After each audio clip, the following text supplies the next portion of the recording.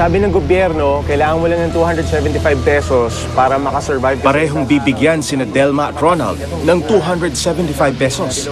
Ang sinasabi ng datos na halagang sasapat para sa gastusin ng isang pamilyang may 5 miyembro. Kayo na, 5 kilong bigas. Ang mga ito ang unang naisip ni Ronald na bilhin. Kape rin, oo. Sukal. Yung iba po siguro yung mga gas. Sige, sulat mo rin. Kung sakali, madaan mo. Noodles po, noodles. Noodles, okay. Pang-ulam. Sardinas po. Sardinas, sige. Siguro ito na lang po siguro yung ano. Bibili sa worth 275. Okay, sarap. Si Delma naman, naglista ng Gas. 1 kilong bigas, 1 kilong ulam. Sugar. Kape. Oh. Yan ho. Tingin mo, kasya yung pera mo dyan. Mura na. Ha? Titingnan natin. Ha? Okay. Opo, di na lang po. Sige.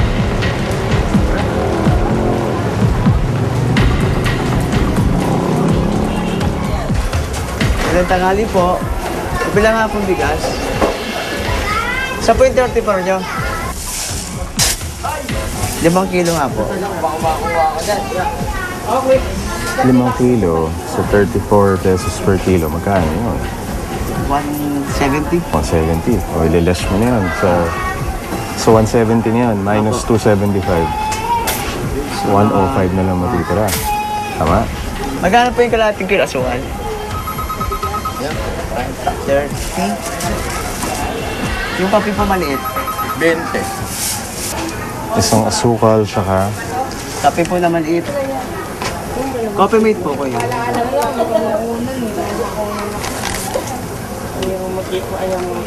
Ito po.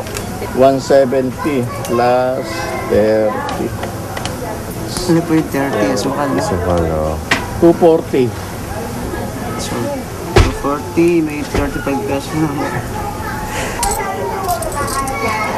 Magkano natira, sir? Bali 35 pesos po natira. Saan mapupunta yung 35 pesos? Pang ulam po. Anong naisip mo ulam doon sa 35 pesos? Siguro ano lang po. Mga sardinas na lang po siguro. Magkano po yung ano? Youngstown. 14. Dalawa po. Green po, green. Beche na lang po. Oh, magkano natira? Bali, ano po? 5 pa. Isa lang po. Sorry po ang piso to, 6 pesos na lang po. Tira. 6 pesos pa yung natira. Saan Apo. na gagastusin yan? Pabili lang ko ng mga ano, candy.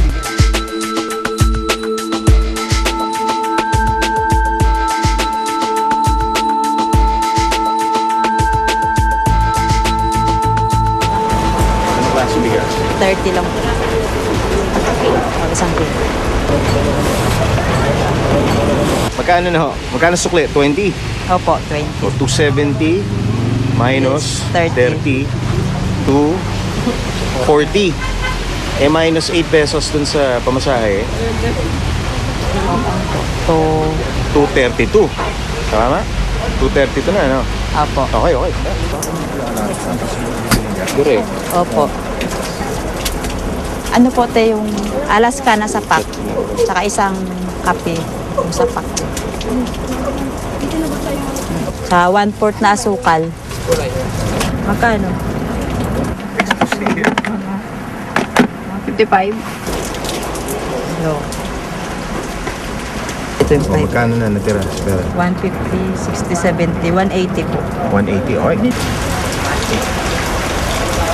May meatloaf kayo? Malaki. Magkano? 65. 65. 65 po. Hindi ka pa nakabili ng diaper. Diaper na lang po. Itong maling ba kakasya to hanggang hapunan? Hapunan lang po. Hapunan, lahat 5 kayo?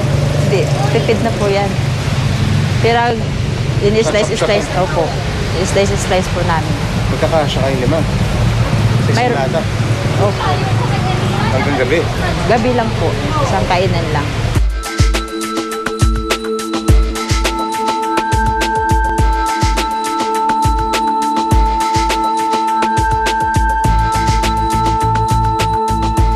Kapansin-pansin na pareho ang prioridad ni Delma at Ronald. pagkain para sa pamilya.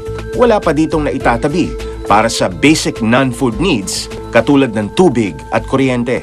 Tama ba yung 275 pesos? Hindi po, kulang po talaga sa Dito sa pang-araw-araw po na gastusin. Oh.